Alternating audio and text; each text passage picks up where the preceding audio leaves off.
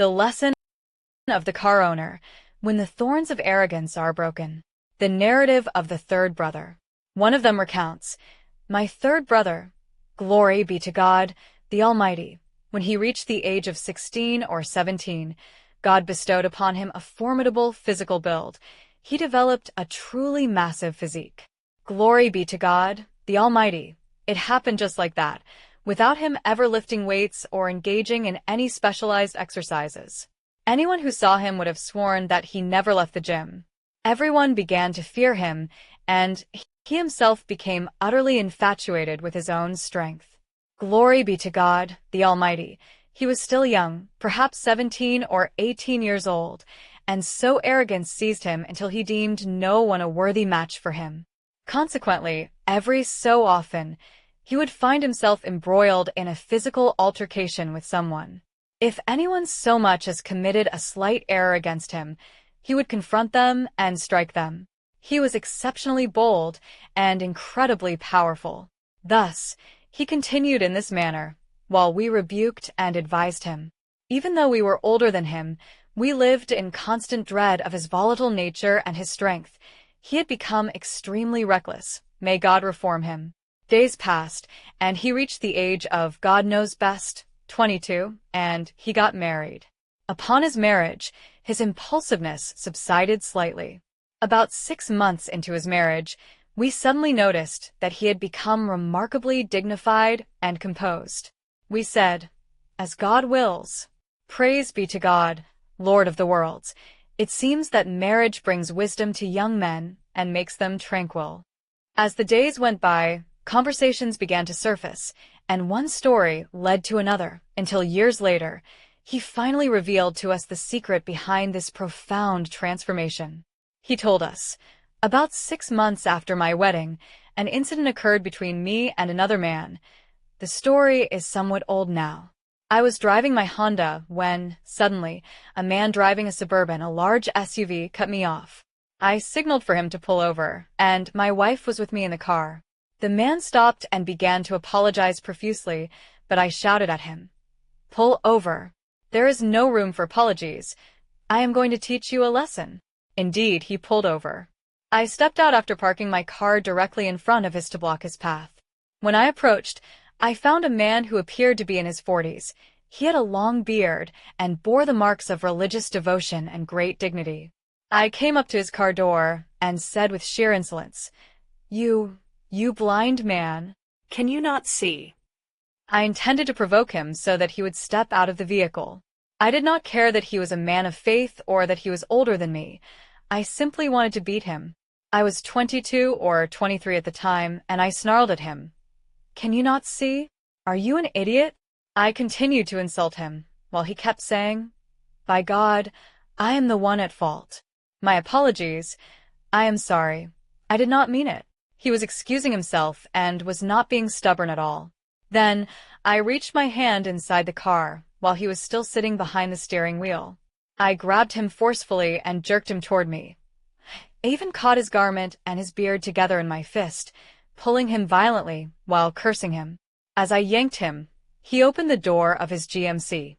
When I saw him beginning to descend, I let go of him so I could step back slightly and then strike him.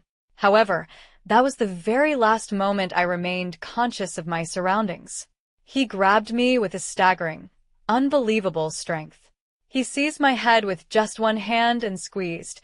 I truly felt as though my skull was going to explode from the sheer power of his grip. I became like a mere egg between his palms. I tried to break free from him.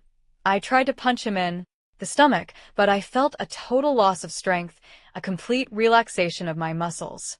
I no longer wanted anything but to survive. When he saw that I had completely gone limp and ceased to resist, he let go of me and dragged me to the rear of my own car. He grabbed me by my hair and, with all his might, slammed my head against the rear fender of the vehicle. Then he repeated the motion and struck me a second time until I nearly blacked out. Finally, he smashed my forehead against the fender for a third time. He looked at me and asked, "Is this enough for you?" I desperately wanted to say, "Yes, it is enough. Stop." but I was physically unable to utter a single word. He thought I was still resisting, whereas in reality, I was only searching for a way to escape this predicament. He slammed my head against the fender, the iron body of the car, several more times, perhaps reaching 6 or 10 blows in total. Then he let go of me, and I collapsed where I stood. He got into his car and drove away. I struggled just to open my eyes. My wife was with me in the car, and fortunately, because I had parked my car in front of his, she had not seen the scene with full clarity. However, the dent from my forehead was clearly visible in the car's bodywork, and blood was gushing from my nose.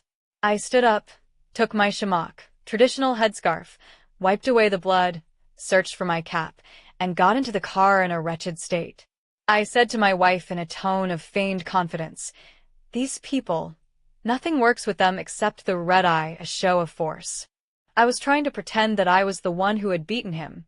I drove my car 2 minutes after he had departed, feeling an unnatural, excruciating pain from that beating. The truth was that the man did not look powerful, but he was a giant in strength. I went home, washed my face, and applied ice, knowing deep in my heart exactly what had transpired. When I recovered after 3 or 4 days, and of course, I had lied to my wife, telling her that the blood on my shamak was his blood resulting from my strikes against him, something else happened. A few days later, I went out with my wife. We were still in the early days of our marriage, to run some errands. Suddenly, a man cut us off in traffic, and I signaled to him angrily to stop. At that moment, my wife grabbed my hand and said, "I beg of you, my husband, was the GMC owner's share not enough for you?" When she uttered those words, I felt as though she had slapped me across the face. I had heard the man while he was smashing my head saying to me, "Is this enough for you?" I had been lying to her for 3 days, explaining how I had beaten him, yet she said to me, "Leave him be, I beg you. What the GMC owner did to you was sufficient." I continued on my way and pretended that I had not heard a thing. Glory be to God, the Almighty. Since that time, if anyone cuts me off and apologizes, I pretend as if I did not even see them. I have repented completely, and I felt that every person is stronger than I am. And this is a truth, my brothers. Sometimes an arrogant person appears, so God sets upon him someone to discipline him. After he receives a harsh lesson, he becomes upright in his dealings with everyone. Lessons and insights derived from the story. The condemnation of arrogance. Strength is a gift from God. It is not permissible to use it to oppress people or to act superior to them. The permanence of one's current state is an impossibility. Beware the wrath of the patient man.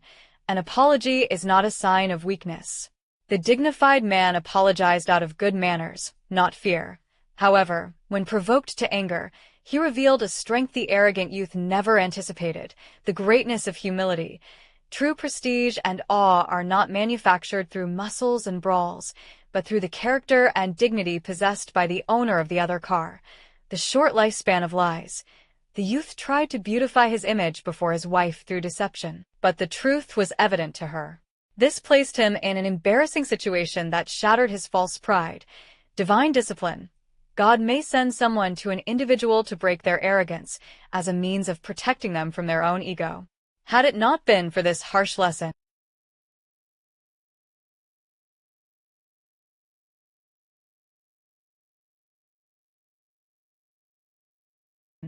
the youth might have continued his recklessness and perhaps committed a crime that would have ended his life or landed him in prison. Returning to the truth is a virtue. The youth's repentance and the change in his behavior after the incident are the true benefits. He transformed from a reckless person who struck others into a dignified man who overlooks the mistakes of others.